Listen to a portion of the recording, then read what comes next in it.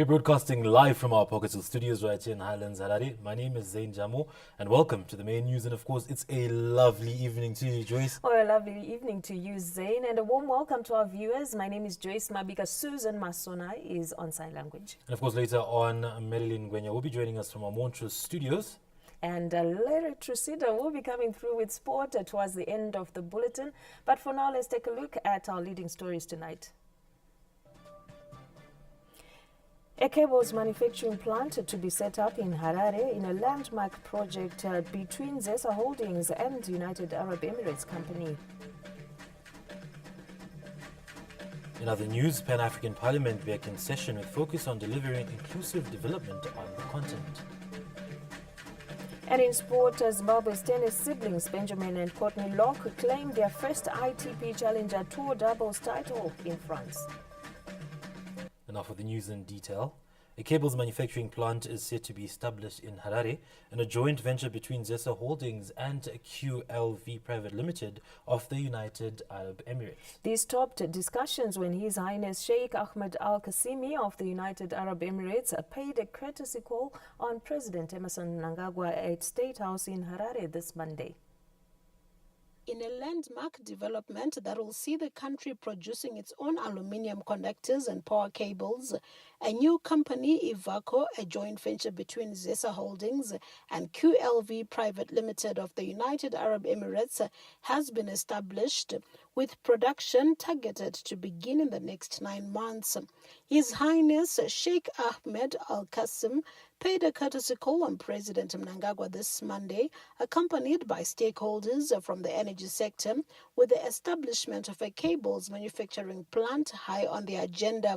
Speaking on behalf of His Highness Ahmed Al Qasim, a representative, Dr. Masin Lapa, was upbeat about the setting up of the new project, saying it will support the country's electrification program. Today we mark a massive milestone.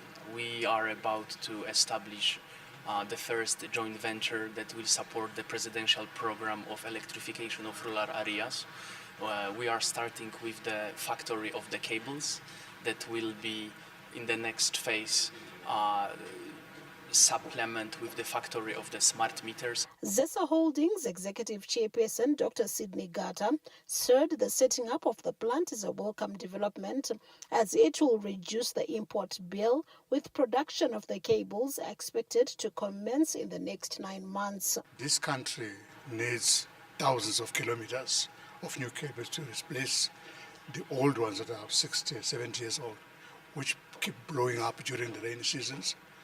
We also want to expand electricity supply services to the rest of the country within the next 5-6 years. It's a target that is possible. Our translation of Vision 2030 in the electricity sector is total electrification. It is onerous, but it's feasible. It can be done. In the past, we used to import almost everything, and they would come in dribs and drabs. But this project has told us that we can manufacture very sophisticated equipment here in Zimbabwe. So that is its importance.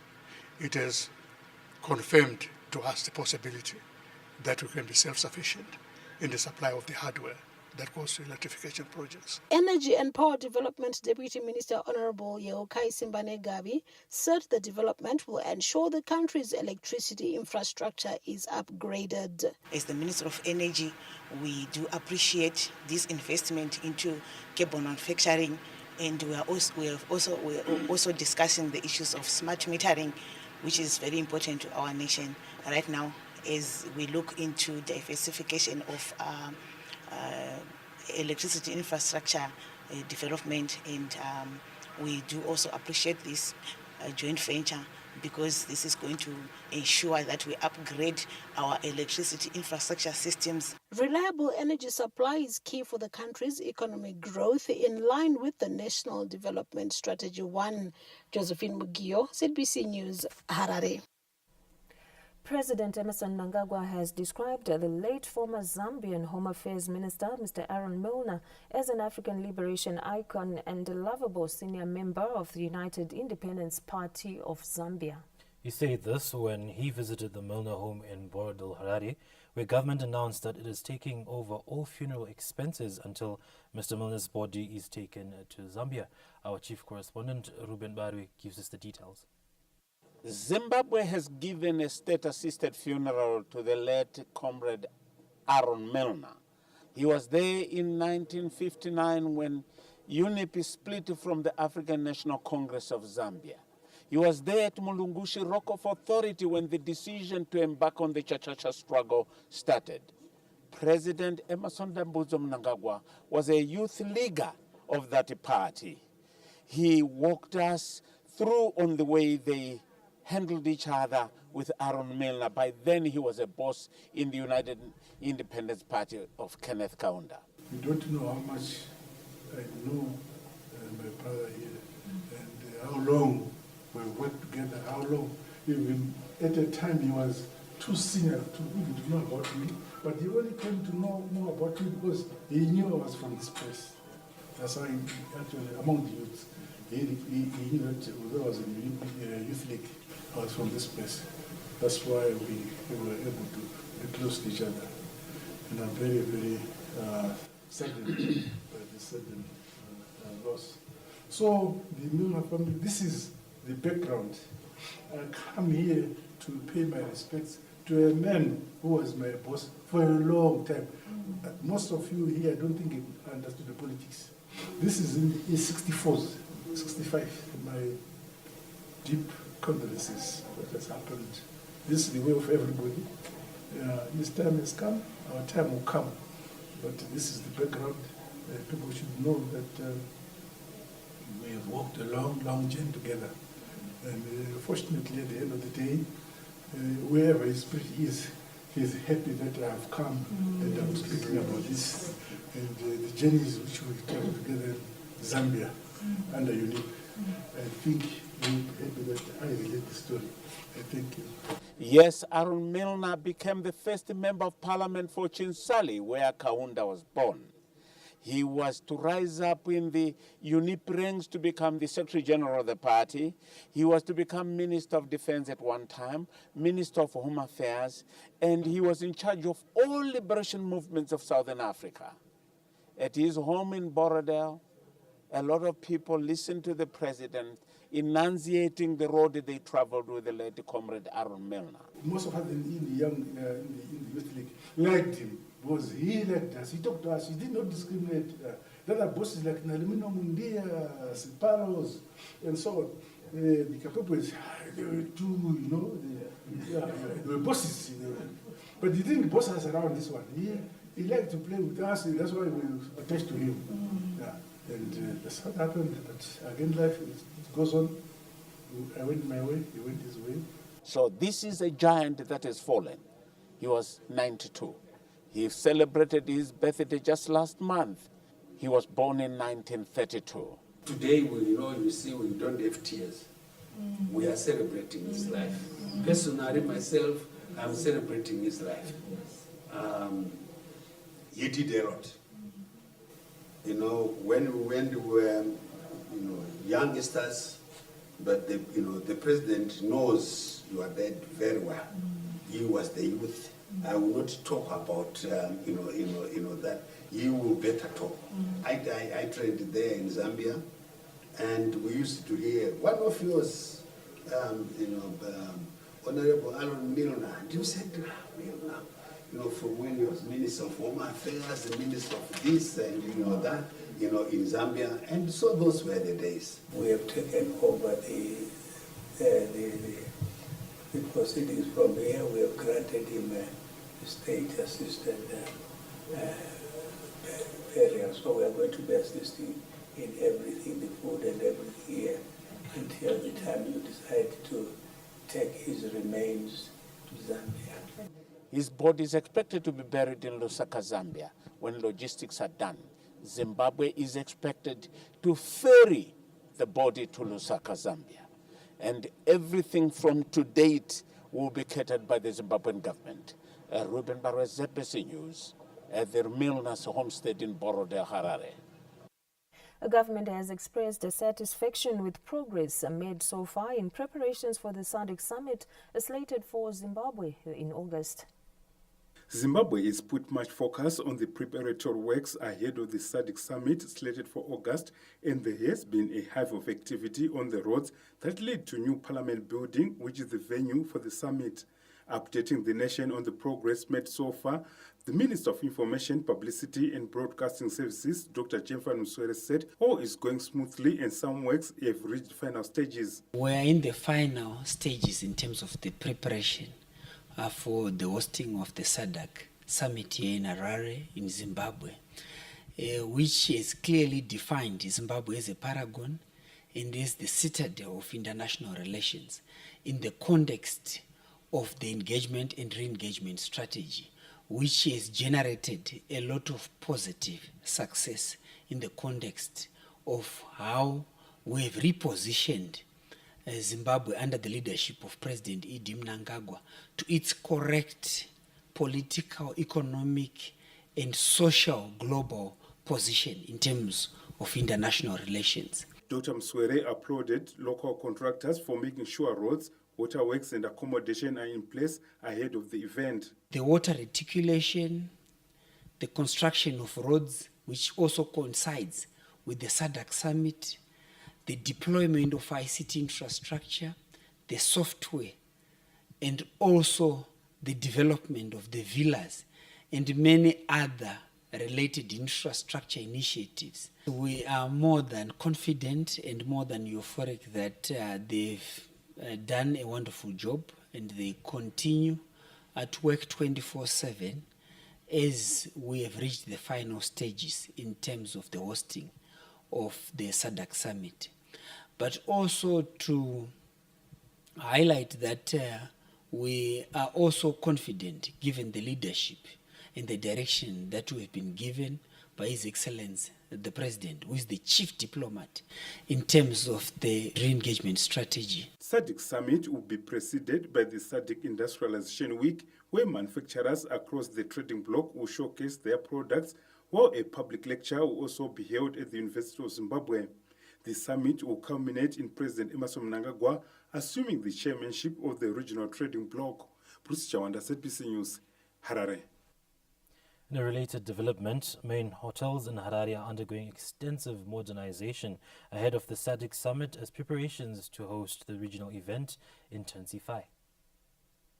Ahead of the Sadak summit in August this year, the Rainbow Towers Hotel, which was constructed in 1985, is going through massive refurbishment as it is going to play a key role in hosting international delegates and conferences. Rainbow Tourism Group Chief Executive Officer Mr. Tendai Madziwanyika led a media tour this Friday, showing the ongoing extensive works that include replacing seats of the Harare International Conference Center and renovations of the presidential suites. We have taken out the old chairs, we have taken out the old carpets, and the aim is that we should renew all these chairs and carpets and put brand new chairs, brand new carpets, and this will all be done before the 20th of July.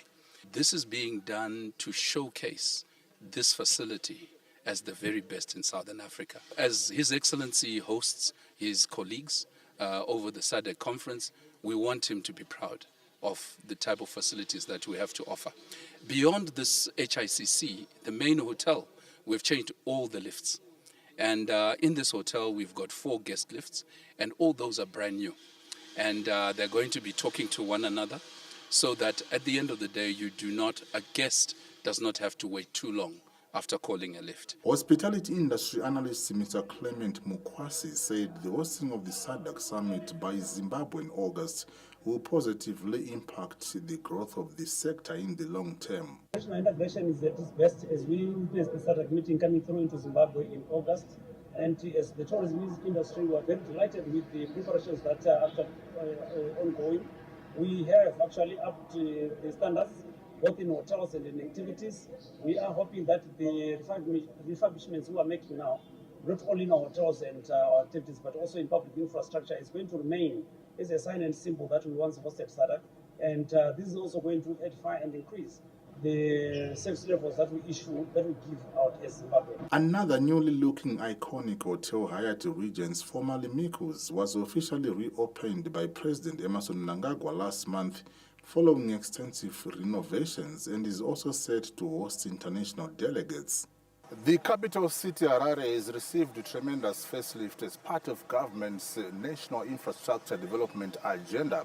However, the coming Sadak summit in August has seen government intensifying its preparedness to host the major regional event. Owen Mandova, ZBC News, Harare. The firming Zimbabwe Gold has stabilized the telecommunications sector as operations are no longer chasing exchange rate movements in adjusting tariffs, but focusing on growth. Information contained in the Postal and Telecommunications Regulatory of Zimbabwe Potra's report indicates telecommunications companies have transitioned from the Zimbabwe dollar to Zimbabwe gold within their multi-currency base of transactions, from a sector that has been chasing exchange rate movements by adjusting tariffs to stay afloat. The trend has suddenly changed as the stable ZiG has, since its introduction in April this year, led to stable tariffs. We now see stability, and our operators have actually embraced, the ZiG. And going forward, we can only see growth in the sector because of the stability that it gives. It is now possible for our MNOs to plan. It is possible for them now to also improve on their networks. The telecommunications sector is expecting a stable local currency to positively affect the country's aspirations of a digital economy. When you have a stable currency, what it means is that the whole economy benefits. Planning becomes easier. And in the case of telecommunications, it also means that the issue to do with the foreign currency, which has been a big problem for the sector, will have been solved. The telecommunications industry is also being considered by Potras as a key economic enabler in sustaining the National Development Strategy 1 aspirations of a positive yearly national output. Stanley James, ZBC News, Harare.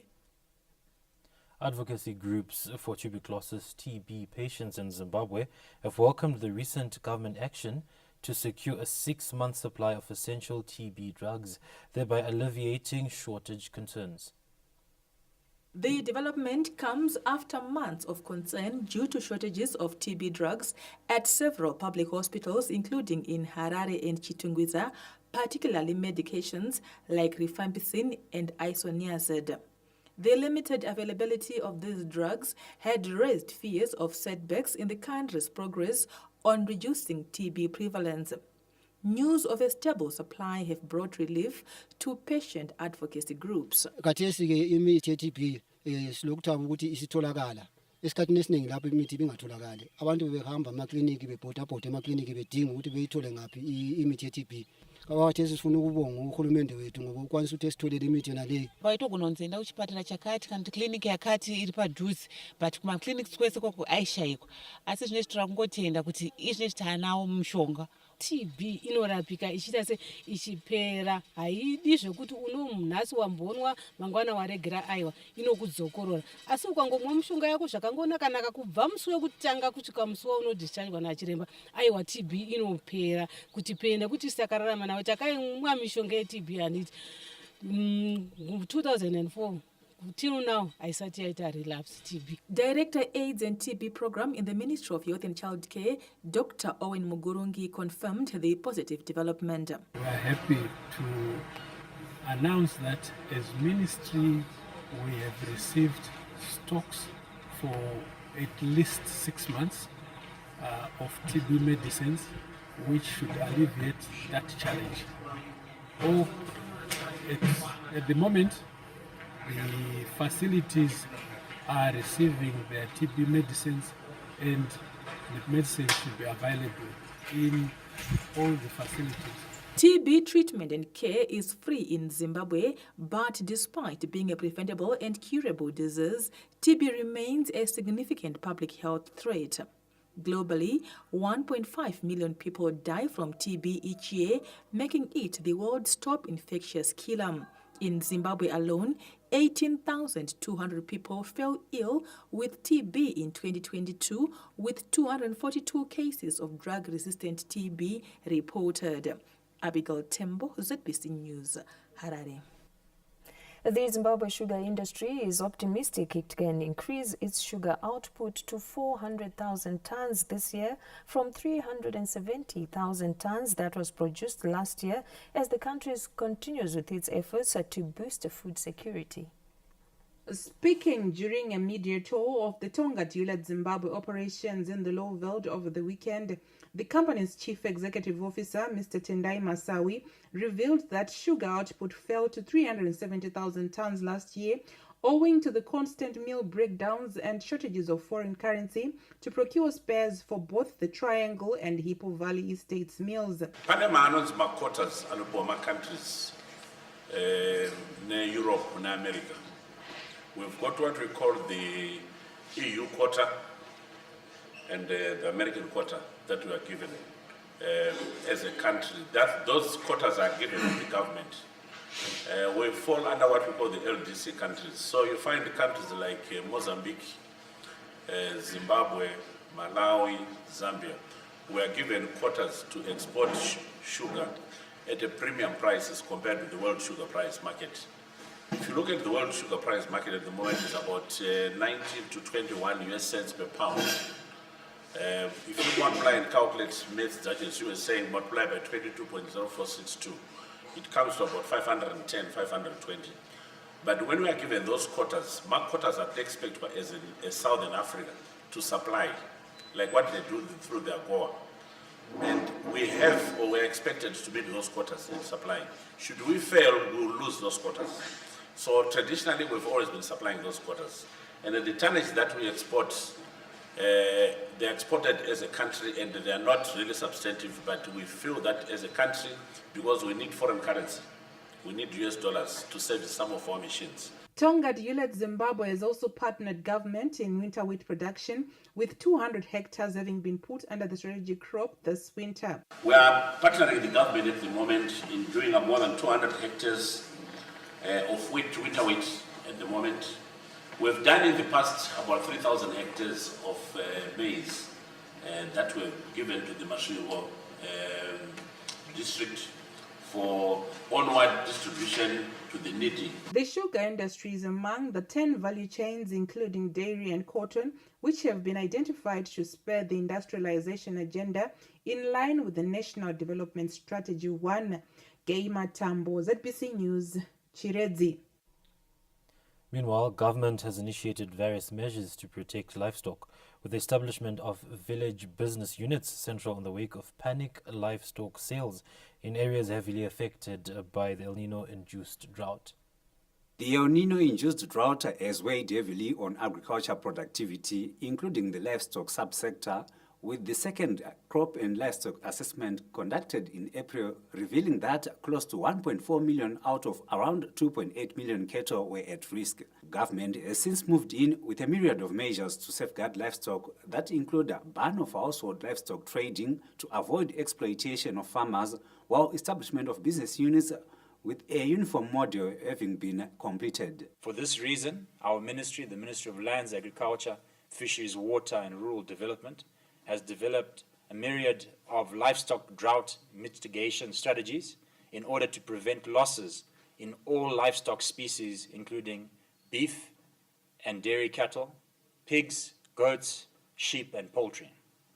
Among the mitigation strategies geared mainly at the livestock in the most vulnerable provinces, which include Masvingo, Matabeleland South, Matabeleland North, Midlands, parts of Manicaland, government is creating the village business units, or the VBUs as we call it, at ward level in order to assist farmers realize the best value for their animals during sales.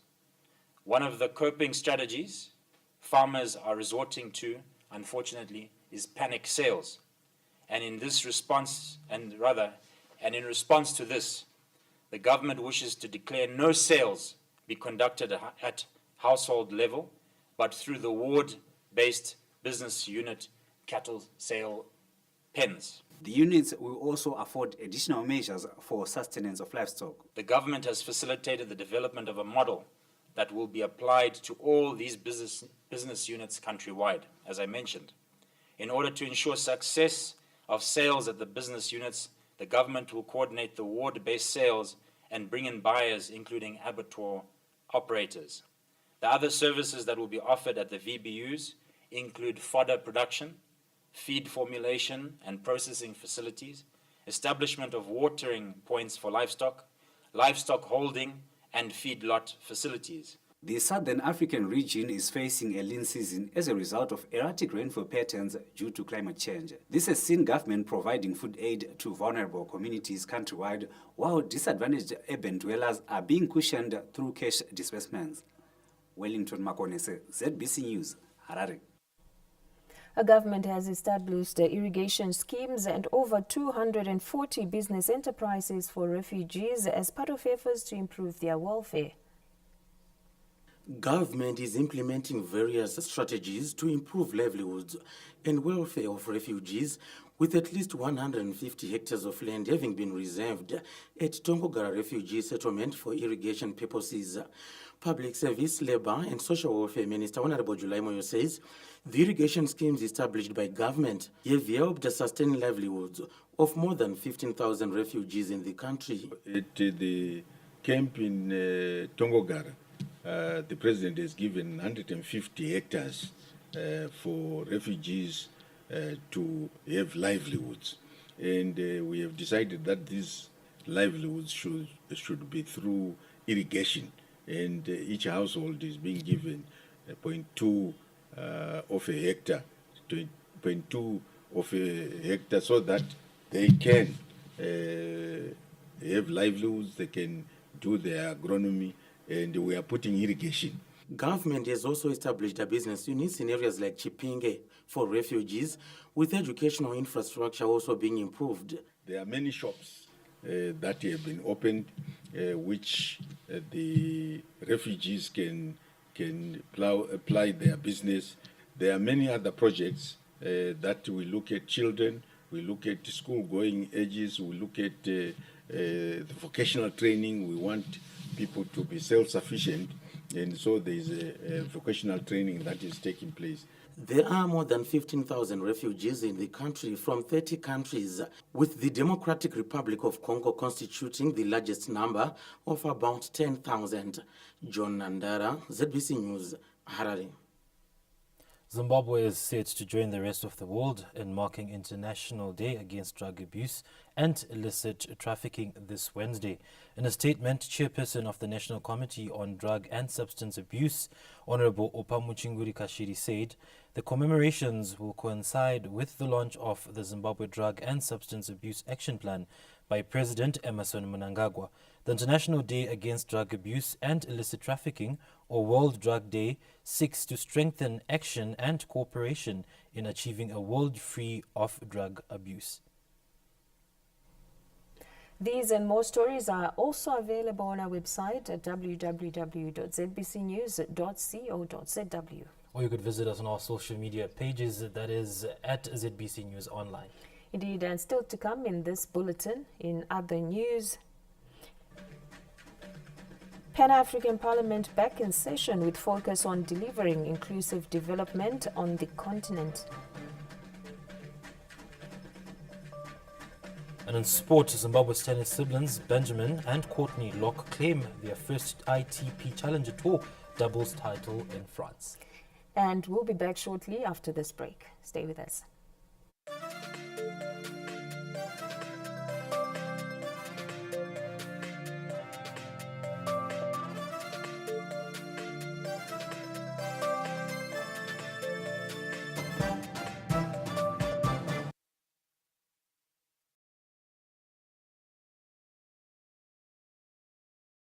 This is the currency we've been waiting for.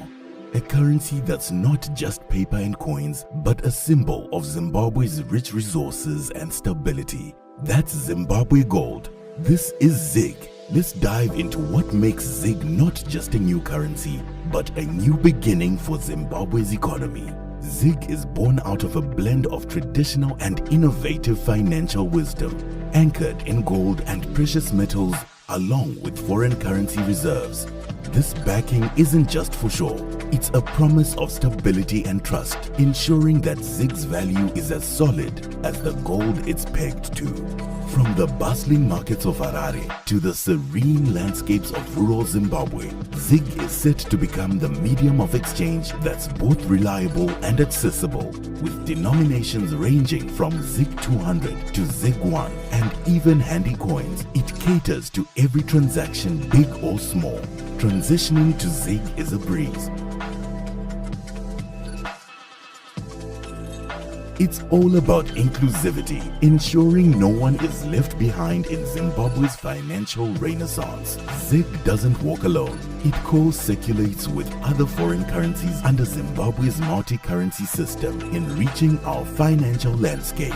It's a legal tender that not only simplifies transactions, but also restores confidence in our economy, promising a future where stability and growth go hand in hand. So why ZIG? Because it's more than just money. It's a symbol of Zimbabwe's resilience, a step towards an economy where stability is the norm, and every Zimbabwean can look forward to a prosperous future. Welcome to the era of Zimbabwe Gold, where our currency is our pride.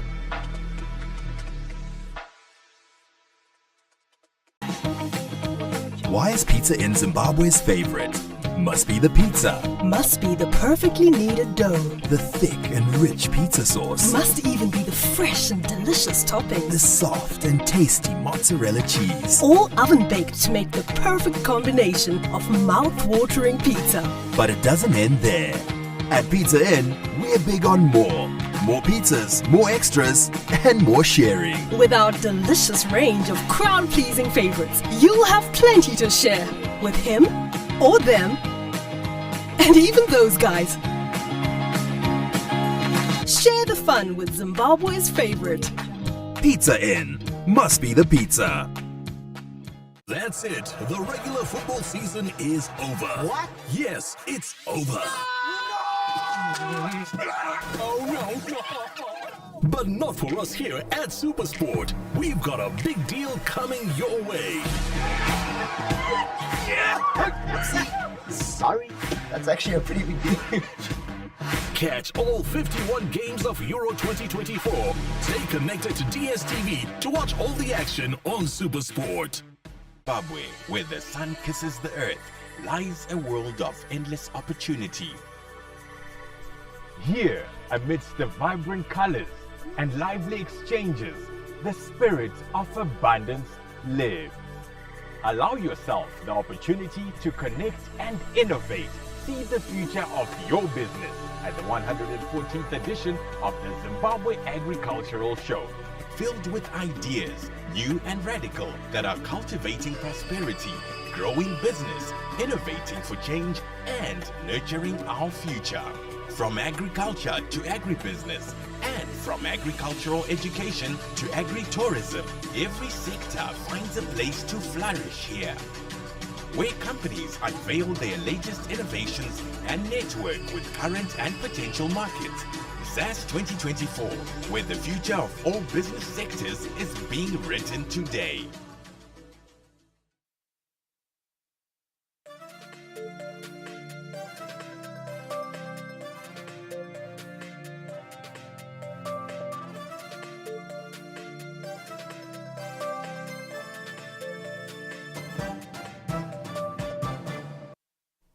Welcome back from the break. We continue with the main news.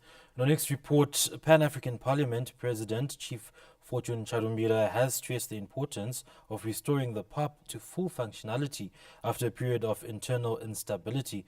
He was speaking at the official opening of the third ordinary session of the 6th Parliament in Midrand, South Africa this Monday.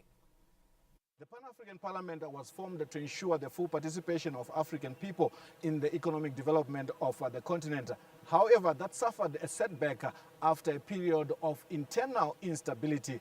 Thanks to the re-election of Chief Fortune Charumbira, that is set to be a thing of the past. The only reason why we've traveled to South Africa, Johannesburg, Midrand, is to pursue an agenda that improves the quality of life of the citizens of this continent.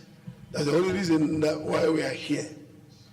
Through our committees, we need to transact business that will result in the delivery of an impact that makes our citizens say the Pan-African Parliament is here and it is of some value. It is assisting the continent and its citizens. New members of the PAP, including Zimbabwe's Honorable Hepmo Chidziva, were also sworn in. Mfaro wakanyanyisa kuti sarudzwa kuva mumwe wemamiririri vePan-African Parliament kubva kunyika yangu yeZimbabwe. Ende zvandinotarisira ndezvekuti panyaya dzezveupfumi kuti vanhu vange vaine sungano munyika continent yeAfrica, zvichange ndiri vamwe vevavo vachange vaine kurwa kwekuti zvinge zvichifamba zvakadaro. Zimbabwe is represented by 5 legislators led by Honorable Pupuraito Garepi, who's alive to their mandate, which goes beyond political affiliation. The people of Zimbabwe must expect that the 5 members are going to represent them well. As a united 5-member delegation from Zimbabwe who stand firm on issues that affect Africa, that also affect Zimbabwe. The task at hand is by no means easy, but the PAP is determined to fulfill its mandate. Ian Roma, ZBC News, Midrand. From Midrand, South Africa, we're now crossing over to our Montrose studios where Marilyn Gwenya is joining us for more news. It's a very good evening to you, Marilyn.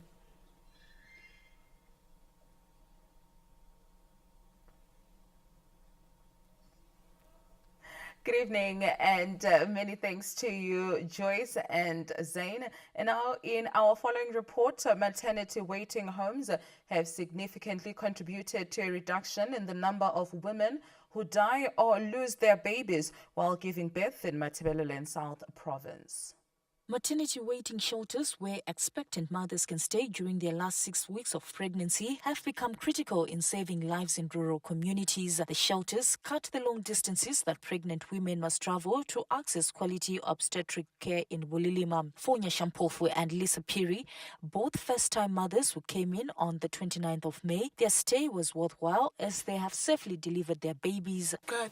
Because abanye abahlala ezindlini kwenze ukuthi babengafundiswa ukuthi kona babengakwazi ukuthi kona na nxa so isisu esibuhlungu ama-signs angikhona yiwaphi and njalo ku-risk because uyakwanisa ukuthi usuke khona ngalo uzofika lapha sokulate uyakhona ukuluza umntanakho but ma ulapha ku-easy because uyabuduza ndamanesi aku-attenda masinyane. Ukubuya kwami ukuzolindela lapha kungincedile kakhulu ukuthi ngikhululeke kahle ngesikhathi esiright ngathola usizo oluright emanesini nganzange ngihlande inkinga. Bulilima Acting District Medical Officer Dr. Chiloch Tio highlighted the significance of waiting shelters in reducing maternal mortality and educating new mothers on how to look after their newborn babies. By having waiting shelters, it means pregnant women that complicate, they are easily treated, and some of them, they also get food provisions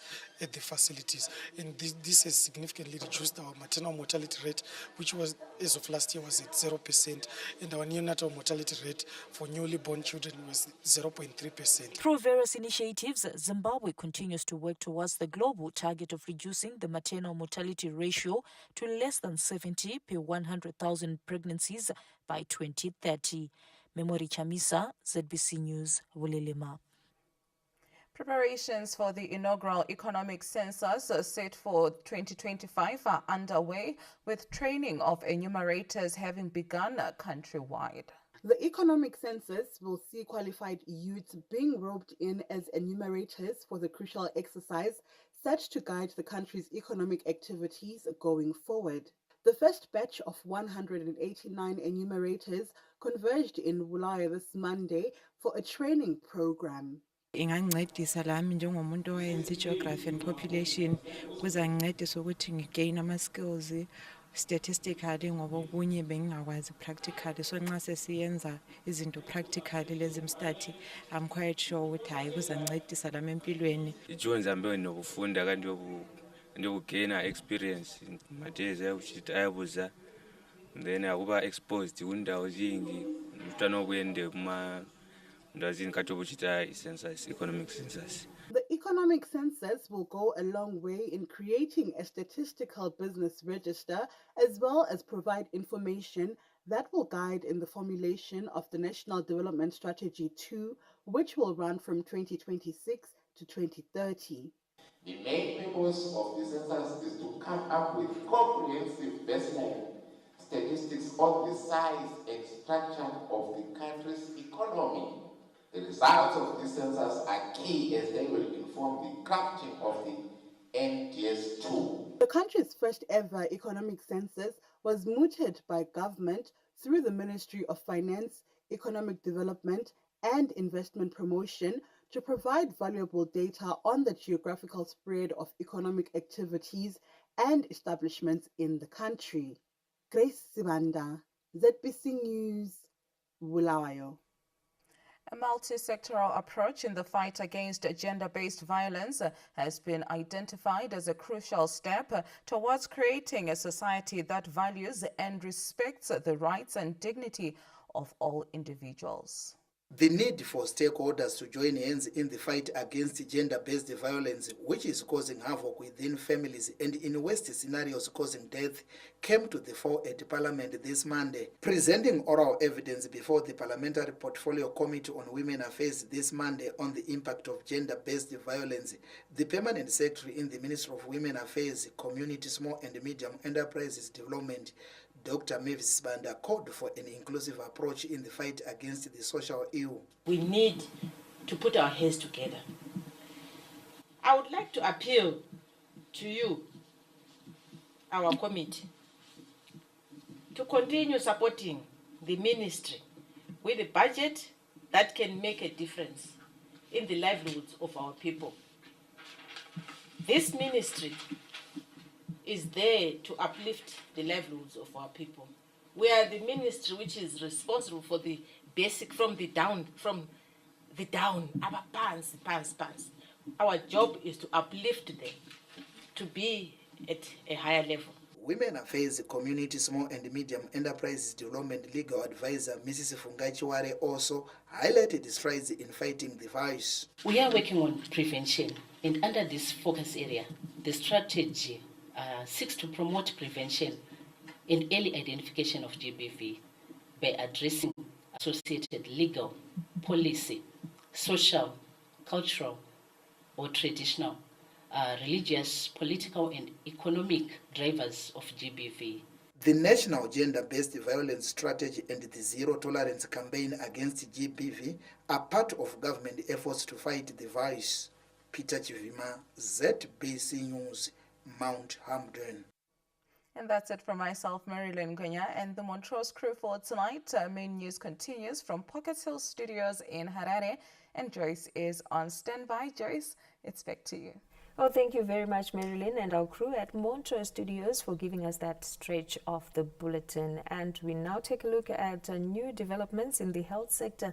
And government has moved in to introduce a new nurses recruitment policy in a bid to ensure that prospective candidates in marginalized communities also benefit. The formulation of the new draft policy guiding the recruitment of nurses is meant to ensure that those from marginalized communities with adequate qualifications but unable to apply electronically for nurse training are not left behind.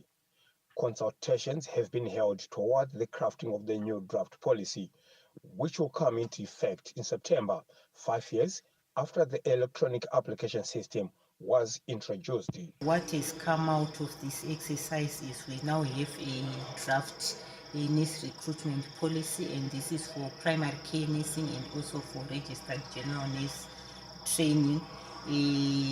What is very critical that we've addressed in the nurse recruitment policy is the issue to do with the age limit for nurse training. For registered general nurses, we've agreed that a candidate who applies for general nurse training should be within the ages of 18 to 30 years. Deputy Minister of Health and Child Care, Honorable Kwidini, said the policy should curb corruption in the trainee nurses recruitment process. Rural candidates were excluded as these are from disadvantaged settings and could not obtain O-level passes in one sitting. An analysis has revealed that most candidates who were enrolled had very good ordinary and advanced level passes, and it may pose some retention challenges. It is against the background that the ministry arranged this important meeting to share experiences and ideas on improving the nurse recruitment procedure. The new policy will ensure capable and qualified candidates from rural and farming communities will be given a fair chance for recruitment as nurses.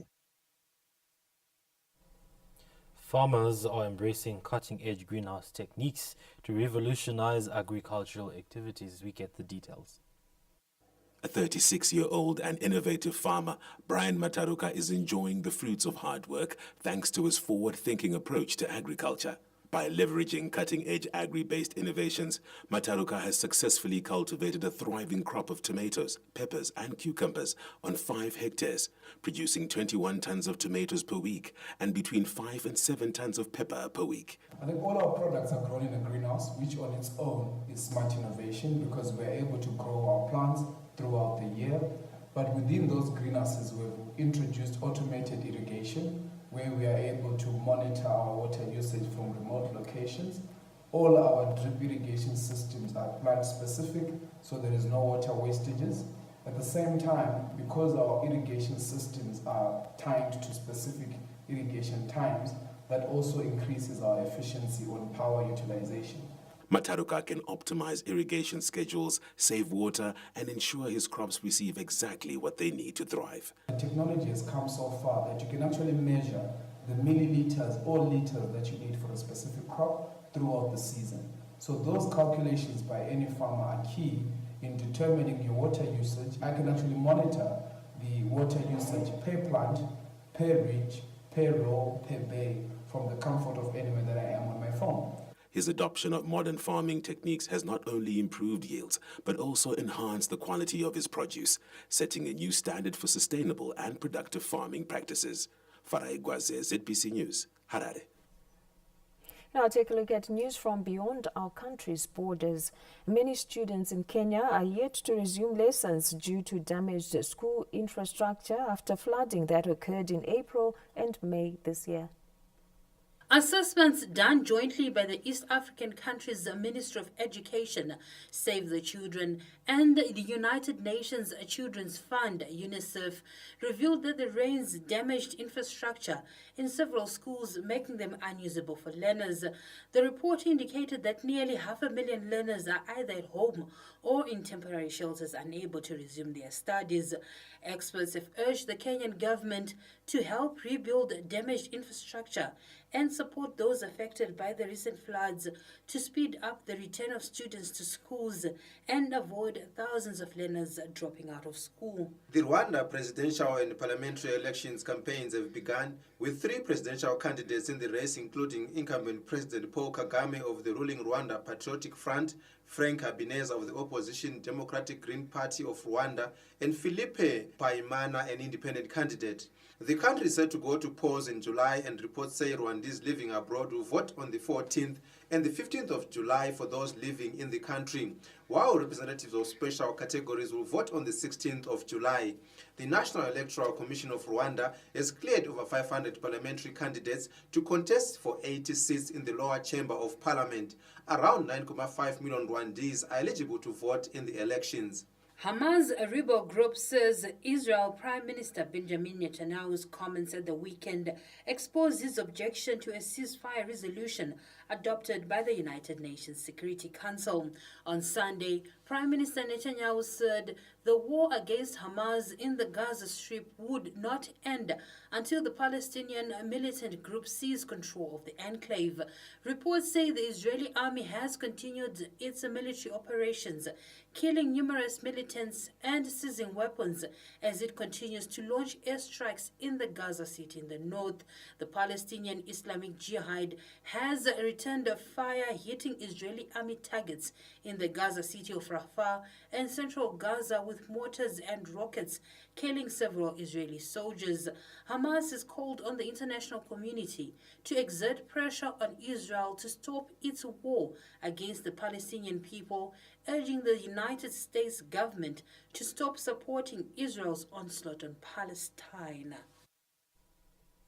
The main news takes a break. We'll be back shortly with the latest in business.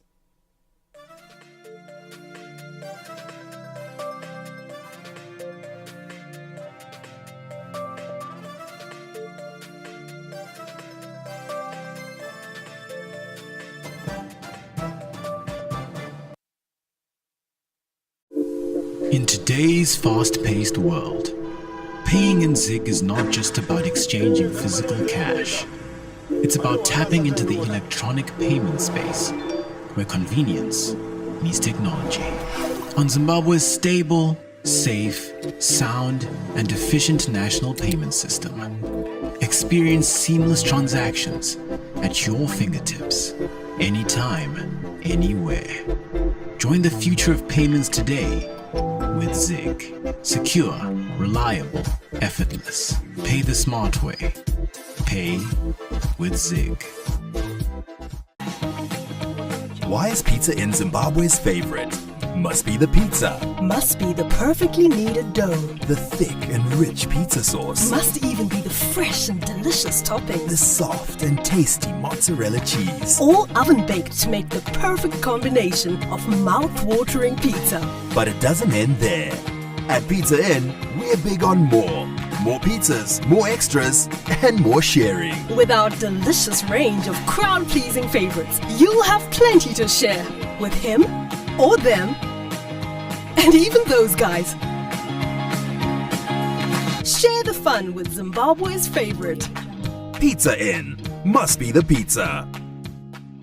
Zimbabwe's mining legacy is a story etched deep in our soil. It's a tale of hard work, resilience, and human ingenuity in unearthing riches and building a nation. This commitment to progress continues as mining industry players continue to unlock the vast potential of our mineral reserves, driving economic transformation through innovation, mineral beneficiation, and value addition. Are you ready to be part of the next chapter? Explore cutting-edge advancements and discover endless opportunities in Zimbabwe's expanding mining value chains at the 27th edition of Mine Entra, taking place from July 17 to 19, 2024 at the Zimbabwe International Exhibition Center in Bulawayo. Register via our website www.zitf.co.zw. Mine Entra 2024, Unearthing Success, the Mining Value Chains, Innovation and Industrialization Nexus.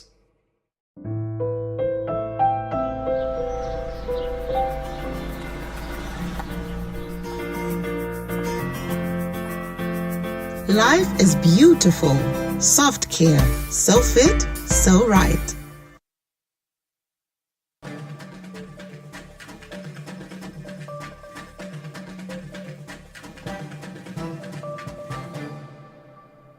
Welcome back from the break. We jump straight into our business news, where the mining town of Kwekwe has received a facelift after the commissioning of a complex that will house an Airbnb, shopping mall and conference center as part of the tourism master plan.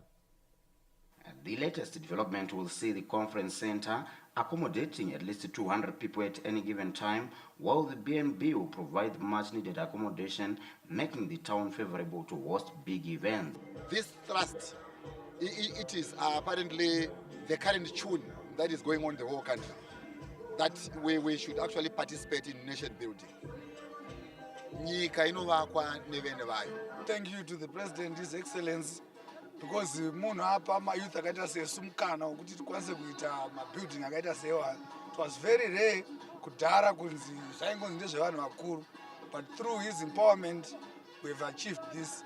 Government is equally excited by the new developments which feed into the country's blueprint, the National Development Strategy 1. It is therefore befitting that we have come in your numbers to witness the tangible milestone achievement by the Second Republic as we gravitate towards the realization of an upper middle income economy earlier than 2030. Under the steward leadership of the incoming Sadak chairman, First Secretary of ZANU-PF, the head of state and government, Commander-in-Chief of the Defense Forces, the President of the Republic of Zimbabwe, His Excellency Comrade Emerson Nagwa. This remarkable economic growth is largely attributed to the new dispensation's thrust of opening up the economy to the private sector and availing numerous opportunities to indigenous and upcoming business entrepreneurs. Since the inception of the Second Republic, Zimbabwe has witnessed massive infrastructure development, including road construction, building of new schools and clinics, among others. Tafara Chikumira, ZBC News, Kwekwe. From business, we head straight to the arts, where gospel artists Minister Elad and Sharon Cherai are slowly cementing their status as a gospel power couple in Zimbabwe following their maiden show in Dubai at the weekend.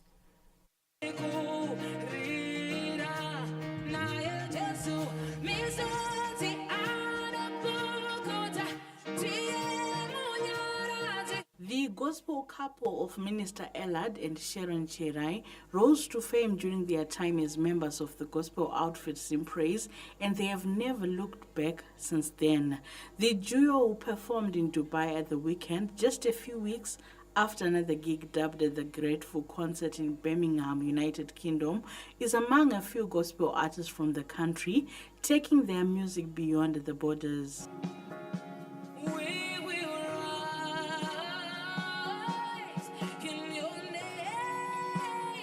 The gospel couple hit songs include Fara Iwe, Moyo Wangu, released last year, Juze Jesu and Hakuna Zita.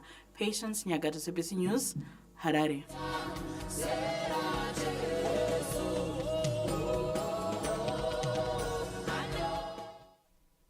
On that gospel note, we break for sport and we'll be back with you shortly.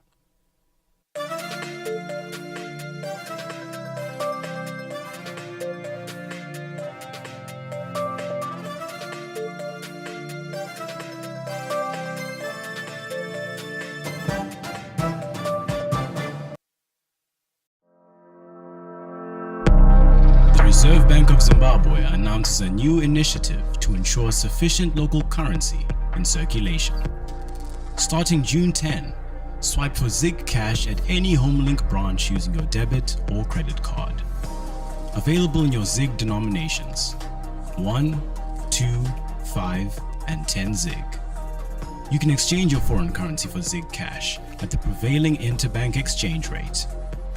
The Reserve Bank of Zimbabwe is ensuring that adequate Zig Cash is available for all, be it in public transportation, retailers, informal traders, and other key stakeholders. For more information, visit your nearest HomeLink branch. Thank you.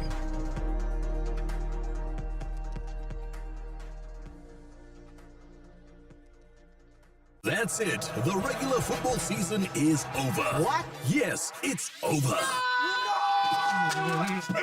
Oh no! But not for us here at Supersport. We've got a big deal coming your way. Sorry, that's actually a pretty big deal. Catch all 51 games of Euro 2024. Stay connected to DSTV to watch all the action on Supersport. Kuqakathekile ukuqala ilanga lakho kuhle langelihlakanipho. Nestle Ceravita. Highly nutritious, simply delicious. Why is pizza in Zimbabwe's favorite? must be the pizza. Must be the perfectly kneaded dough. The thick and rich pizza sauce. Must even be the fresh and delicious toppings. The soft and tasty mozzarella cheese. All oven baked to make the perfect combination of mouth-watering pizza. But it doesn't end there. At Pizza Inn, we're big on more. More pizzas, more extras, and more sharing. With our delicious range of crowd-pleasing favorites, you'll have plenty to share with him or them, and even those guys. Share the fun with Zimbabwe's favorite. Pizza Inn must be the pizza.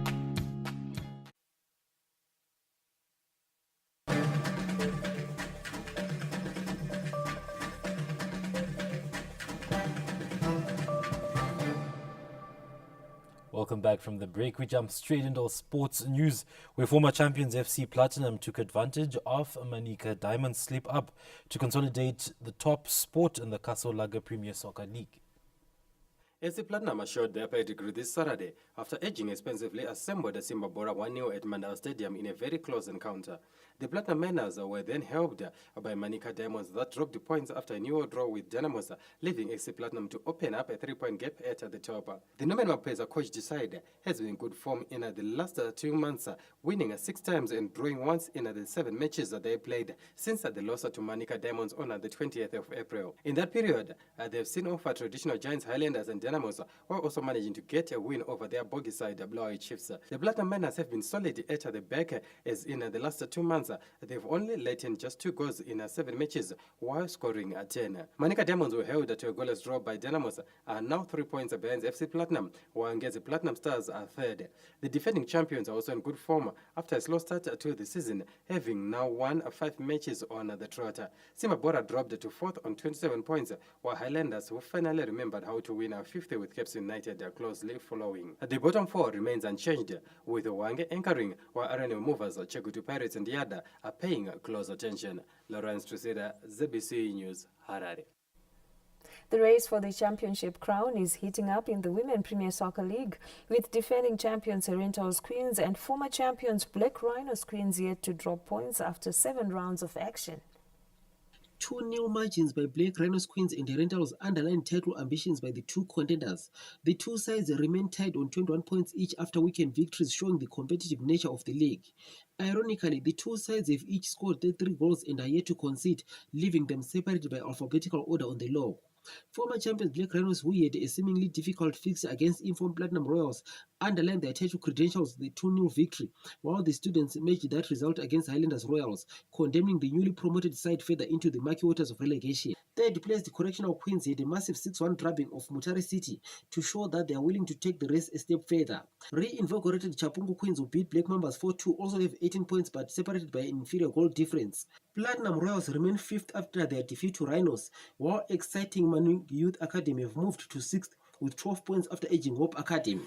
Zeterapi Harare, who are chasing their first point in the top flight, remain rooted at the bottom of the log, while Mutare City with a single victory is second from the bottom. Hope Academy and MSU Queens also have single victories but have also managed 1 draw each to give them 4 points each. Mtogozi Stube, ZBC News, Bulawayo. Meanwhile, Gwanda-born female boxing sensation Monica Mkandla rose to regional acclaim after beating Tanzania's Ejin Kayange via a technical knockout to win the vacant African Boxing Union ABU Sadak bantamweight title in South Africa on Saturday. The exuberant Gwanda boxing sensation left the crowd stunned after she dropped fierce punches to knock out Ejin Kayange in the ABU bantamweight match at the Clip Riviersberg Recreation Center in Johannesburg this Saturday. The 2 boxers were set to clash for 10 rounds. However, Mkandla dominated their opponent and could only last till the 4th round. After delivering jaw-dropping punches in the 4th round, the referee stopped the match as Kayange could not cope and South Africa-based Mkandla won via technical knockout. Known in the boxing circles as the Savage, Monica Mkandla is determined to be a shining example to raw girls. I started boxing back in high school, all because I was bullied. So I just only went to boxing only to do like a self-defense classes. But my coach, he saw me good, then he gave me attention Then after that, I started winning all my amateur fights. So I am the 6 times gold medalist based in the youth games. And now I'm a professional boxer with 6 fights and 6 wins. Mkandla only turned professional 2 years ago when she secured a victory on her pro debut against Sasha Mlambo of Malawi during the Charles Manyucha Academy boxing tourney in Chivum. The Gwanda-bred star is undefeated in her 6 professional fights to date. Providence Maranelli, ZBC News. Zimbabwe's tennis siblings Benjamin and Courtney Locke claimed their first ITP Challenger Tour doubles title after their victory at the 2024 Internationals at the Tennis at WR in France at the weekend. The siblings are dug deeper to secure hard-fought 1-6, 6-3, 10-4 win over the French pair of Corentina Dinoli and Arthur Gia on the final day of the Clay Court event in Blois. The Locke brothers have been in good form on the pro circuit. Last month, they celebrated a memorable double on the ITF Mensa World Tennis Tour after winning both the singles and doubles titles in Ethiopia. For Benjamin, Saturday's win was his second at the ATP Challenger Tour this season after teaming up with Yuta Shimizu from Japan to lift the Bani International doubles title in Tasmania, Australia in February. Remarkably, this was also the first ATP Tour level win by a Zimbabwean duo since Wayne Black and Kevin Eilert lifted the Australian Open in 2005. Meanwhile, Zimbabwe Rugby completed a double over their Zambian counterparts after hard-fought victories by both the senior men and women against Horse in Lusaka this Saturday. The Sebos edged Zambia 22-17, while the Lady Sebos walked away 25-26 victors after hard-fought match. Zimbabwe used the matches to prepare for the Rugby Africa Cup slated for Uganda next month. Elsewhere, Zimbabwe's top sprinter Tapiwana Shamakarau missed out on a podium finish in the men's 100-meter event at the African Senior Championships in Douala, Cameroon, after disappointing 7th place finish in the final on Saturday. Makarau, who has already qualified to represent Zimbabwe in the 200-meter at the Paris Olympics, was also aiming to book his ticket in the 100-meter. Unfortunately, he failed to produce his best in Saturday's 100-meter final, crossing the finishing line a distant 7th in 10.25 seconds. Other local athletes, Ngoni Makusha, Garen Mwishi, Elizabeth Msipa, and Dixon Kamungeremi, bowed out at the hits of their different events. Lawrence Tusira, ZBC News, Harare. And sport is our final port of call on the main news this evening. From all of us here, it's good night. Good night.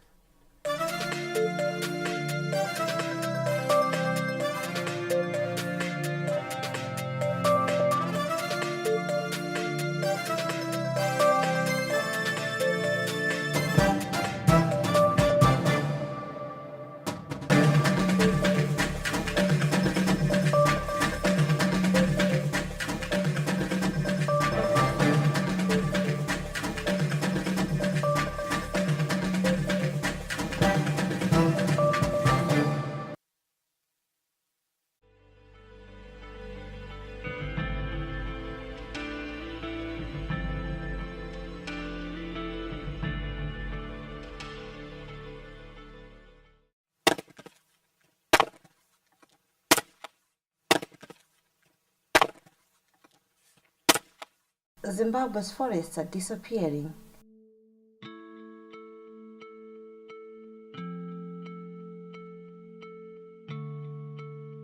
With limited access to electricity, many turn to an alternative, charcoal. Stacks of charcoal bags lining the streets, especially in the high-density suburbs of Bulawayo. Although risky, it has become a big business. Business charcoal not batsira kuti rotipa like my benefit like magetsi akanyanya kuinda ndo but